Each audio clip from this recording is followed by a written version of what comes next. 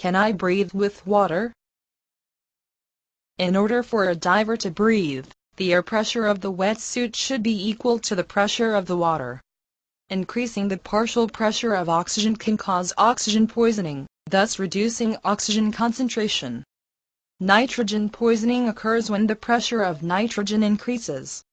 Nitrogen poisoning causes the diver to perform unexpected dangerous behavior. At deep water depths, it turns nitrogen into helium. When you get up from deep water due to the disease, you have to climb very slowly. Oxygen supply is a very big problem for those who work in the water.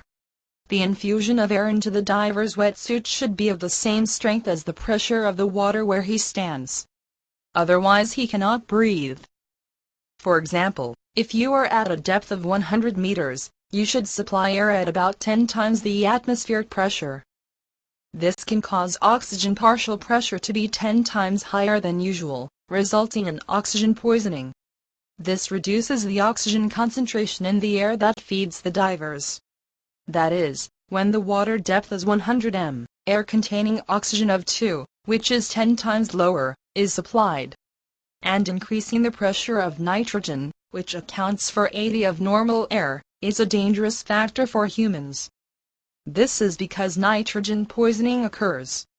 Nitrogen poisoning causes the diver to perform unexpected dangerous behavior, for example, to break the air injection hose. Therefore, when the water depth exceeds 60 m, some or all of nitrogen is changed to helium. Helium has one very important feature. It is a very light gas. The density of helium is about 7 times less than that of nitrogen. The more you enter the depth, the greater the density of air supplied to the diver. People become increasingly difficult to breathe and exhale. The mixture of helium and oxygen allows the diver to operate at depths of 200-300 m. Better than helium is hydrogen. Hydrogen is twice as dense as helium. Theoretically, humans can breathe at a surprisingly deep depth of 1.5 kilometers at a mixture of hydrogen and oxygen. But if the pressure of the hydrogen is such, it turns out that it is like a drug. But we have not considered here at all about aeroembolism.